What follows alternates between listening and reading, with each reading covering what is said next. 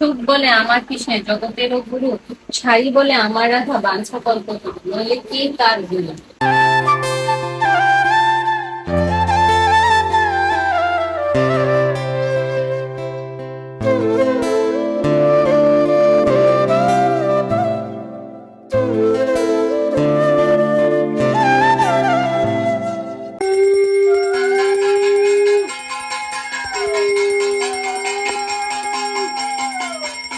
Hello everyone, welcome back to my channel and welcome back to a new vlog. তো আজকের ব্লগে থাকছে জন্মাষ্টমীর আগের দিন থেকে শুরু করে জন্মাষ্টমী এবং জন্মাষ্টমী পারণ সব দিনে আমরা কি কি করলাম, তো এগুলো নিয়ে থাকছে আজকের ব্লগ।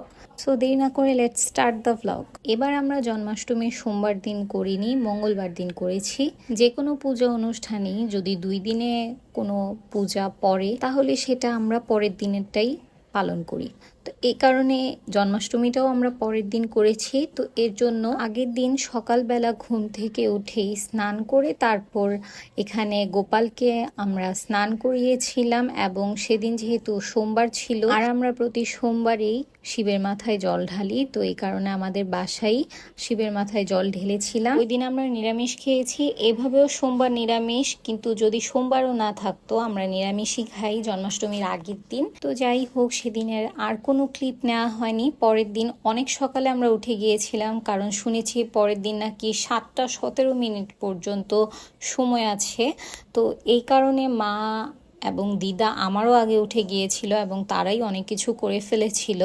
এখানে কলা পাতার বড়া হচ্ছিল, তালের বড়া হচ্ছিল, লুচি, মালপোয়া সব কিছু হচ্ছিল। তো আমি ঘুম থেকে উঠে স্নান টান করে গোপালকে জাগিয়েছি, এবং এখানে মা আর দিদা হচ্ছে সব কিছুর প্রিপারেশন নিচ্ছিল। দিদা ভোগ সাজিয়েছিল এবং মা হচ্ছে গোপালকে স্নান করার প্রস্তুতি নিচ্ছিল। এখানে পাপা হচ্ছে অনেক কিছু এনেছে যার জন্য অপেক্ষা করা হচ্ছিল।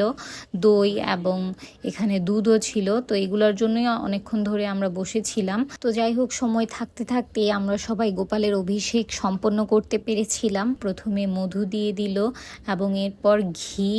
অনেকে দেখেছি অনেক ধরনের ফলের রস দিয়েছে, কিন্তু আমাদের আসলে সময় ছিল না ততক্ষণে। এখানে আমরা ডালিমের রসটা দিয়েছি, চন্দন দিয়ে স্নান করিয়েছি, এবং এখানে দই ছিল, মাঠা ছিল, এবং সাথে ছিল দুধ। আমাদের ঘরে একমাত্র গোপাল আছে, এবং এখানে ছোট গোপালটা আন্টির সুমা আন্টি নিয়ে এসেছে গোপালটাকে।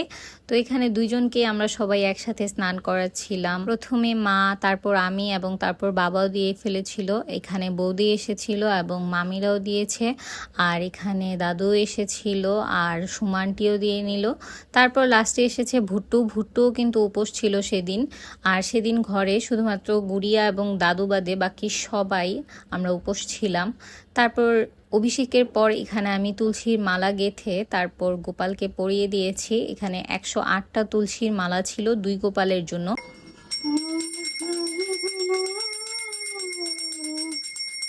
আরও 108টা করে আমি এবং মা মিলে এখানে তুলসী পাতা শ্রীকৃষ্ণের চরণে দিয়ে দিয়েছিলাম, এবং সময় থাকতেই আমি শ্রীকৃষ্ণের অষ্টতর শতনামটা পড়ে নিয়েছিলাম। সুখ বলে আমার কৃষ্ণে জগতেরও গুরু, ছাই বলে আমার রাধা বাঞ্ছা কল্পতরু, নইলে কে তার গুরু।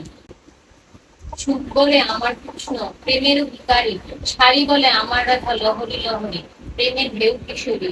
সুখ বলে আমার কৃষ্ণের কদম তলায় থানা, ছাই বলে আমার রাধা পরে আনা। অষ্টতর শতনাম পড়া শেষে আমি সবগুলো বিছানা গুছিয়ে তারপর শুয়েছিলাম, আর তখন শরীরটা অনেক বেশি খারাপ লাগছিল। আমি নর্মালি উপাস থাকলে কখনোই ঘুমাই না, কিন্তু সেদিন ঘুমিয়ে গিয়েছিলাম অনেক খারাপ লাগছিল বলে। তো যাই হোক, ঘুম থেকে উঠে এখানে মাকে দেখলাম সব কিছুর প্রিপারেশন করছিল। তার মাঝেই আমি নীলাংশকে একটু সাজিয়ে তারপর এখানে ছবি তুলে ফেলেছিলাম, আর এখানে সবাই সব কিছুর প্রস্তুতি নিচ্ছিল। আর এখানে আমি পরে কেক বানাতে চলে গিয়েছিলাম। এই রেসিপিটা আমি আমার শর্টসে আপলোড করে দিব। তো এখানে আমি কেকটা বানিয়ে তারপর নিয়ে গিয়েছিলাম, আর এটা কিন্তু আমি চুলাই বেক করেছি। ভগবান শ্রীকৃষ্ণের নাম নিয়ে আমি কেকটা বানিয়েছি, কারণ এর আগেরবারও আমি একটা কেক বানিয়েছিলাম এবং এবারও ভাবলাম যে আমি কেকটা বানাই। তো এখানে আমি কেক বানিয়ে নিয়েছিলাম আর কেকের ক্রিমও বানিয়ে নিয়েছিলাম। তারপর এখানে কেকটা হালকা কুসুম গরম থাকতে আমি এটাকে ডিমল্ট করে নিয়েছি, এবং এটা খুবই সফট হয়েছিল দেখতে, এবং এটা তো দেখতে খুবই সুন্দর লাগছিল। তারপর আমি এখানে সুগার সিরাপ দিয়ে নিয়েছিলাম। এটাকে আমি আর মাঝখান থেকে কাটিনি, কারণ ক্রিম একটু কমই হয়েছিল। তারপর আমি ডেকোরেশন করে নিয়েছিলাম।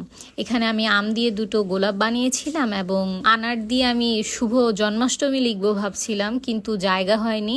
যাই হোক, যেরকম পেরেছি সেভাবেই দিয়েছি। তো সন্ধ্যা হয়ে গিয়েছিল, আমি একটু ডেকোরেশন করে নিয়েছিলাম। এবার বেলুনও আনেনি, ওই ছোট বেলুনগুলো যেগুলো আমার খুবই পছন্দের, সিংহাসনে দিলে খুবই সুন্দর লাগে। তবে দাদু অনেক কষ্ট করে এই 3টা বেলুন নিয়ে এসেছিল নিচে নেমে, তো তার জন্য এগুলোই লাগিয়েছি। এবং এখানে মা মামি সবাই মিলে ভোগ রেডি করছিল। তো এখানে ভোগ নিবেদন করার পর আমরা সবাই মিলে আরাধনা করছিলাম এবং মা আমাকে বলল, তুই বরং পূজাটা দিয়ে দে, তুই এত কিছু করেছিস।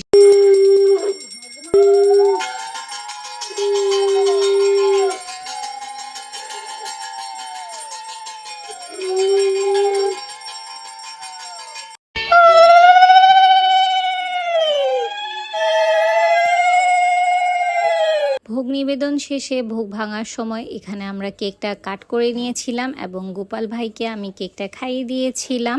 এরপর সবাই এসেছে যখন, তখন আমরা প্রথমেই চরণামৃত নিয়ে এখানে লেবুর শরবত খাই। আর লেবুর শরবত খেলে তো আমি মনে হয় উপাসের পর কোথায় যেন এসে পড়েছি। ওটা খেলেই পেট ভরে যায়। এখানে অনেক কিছু দিয়েছিল, কিন্তু আমি কিছুই খেতে পারিনি। কয়েকটা ফল খেয়ে তারপর আমি লুচির সাথে একটু তরকারি নিয়েছিলাম, কারণ লুচির সাথে তরকারি খেতে খুবই ভালো লাগে। তো এখানে আমি এটা খেয়ে নিয়েছিলাম এবং এর পরের দিন চলে গিয়েছি, কারণ এরপরের আর কোনো ক্লিপ নেওয়া হয়নি। পরের দিন ছিল পারণ, তো এই কারণে আমার উপর দায়িত্ব ছিল সব কিছু রান্না করে ভোগ দিতে হবে। যেহেতু আমার মা মামি সবাইকে তাদের গুরুদেব নিষিদ্ধ করে দিয়েছে যে তোমরা ভোগের রান্নাও করতে পারবে না এবং ভোগ দিতেও পারবে না ঠাকুরকে, তো এই কারণে আমিই দিই। আশা করি ঠাকুর আমার ভোগ গ্রহণ করেন। তো এখানে অনেক কিছু রান্না করেছিলাম এবং মা একটু একটু ক্লিপ নিয়ে নিয়েছিল। মাকে দেখতাম ছোটবেলায় এগুলো রান্না করে দিত সব কিছু, কিন্তু এখন আমি রান্না করি, কারণ মায়ের একদমই নিষিদ্ধ। তো মা দূর থেকে দেখিয়ে দেয় এবং দিদা মামি তারা আমাকে হেল্প করেছে কাটাকুটিতে, কারণ আমি কাটাকুটি একদমই পারি না। আর বাকি সব কিছু আমি রান্না করেছি। মা আমাকে বলে দিচ্ছিল যে কিভাবে কিভাবে করতে হবে। আমার এমনিতে রান্না করা হয় না, তো হুটহাট রান্না করি, তো এই কারণে আমি মানে আগে রান্না করা জিনিসগুলোও মাথা থেকে চলে যায় যে কোনটার পর কোনটা দিতে হবে।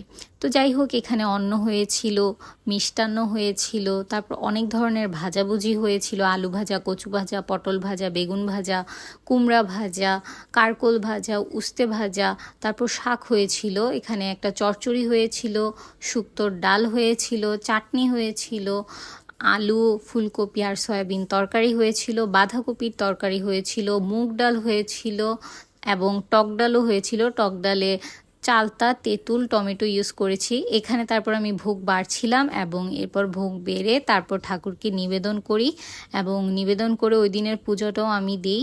ভোগ রেখেছিলাম কিন্তু নিবেদন তখনও করা হয়নি। তারপর মনে পড়লো বড় মামা এখানে সাম্মি ফল না সাম্মাম ফল কি যেন একটা বলে, তো বাঙির মতোই দেখতে, এটা মামা জন্মাষ্টমীর দিনই এনেছিল। তো ওই দিন অনেক পরে এনেছিল, মানে পূজা শেষ হয়ে গিয়েছিল তারপর এনেছিল।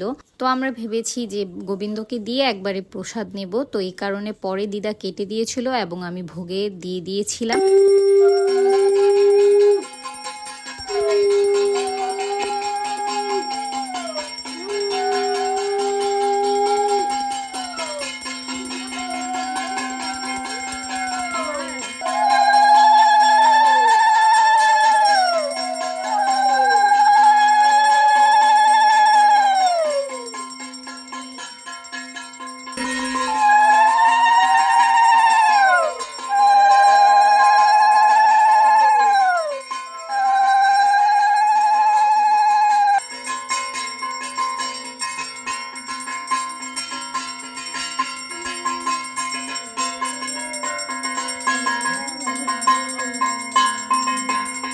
ভোগ নিবেদন দিয়ে আরতি করে নিয়েছিলাম এবং ভোগের প্রসাদ মা এভাবে মেখে দিয়েছিল। তো আজকের ব্লগটি এ পর্যন্তই। আশা করছি আপনাদের কাছে ব্লগটি ভালো লেগেছে। যদি আপনাদের ব্লগটি ভালো লেগে থাকে অবশ্যই একটি লাইক করে দিবেন এবং আমার চ্যানেলটাকে সাবস্ক্রাইব করে দিবেন। দেখা হচ্ছে নেক্সট কোনো ব্লগে। সে পর্যন্ত সবাই ভালো থাকবেন। টাটা।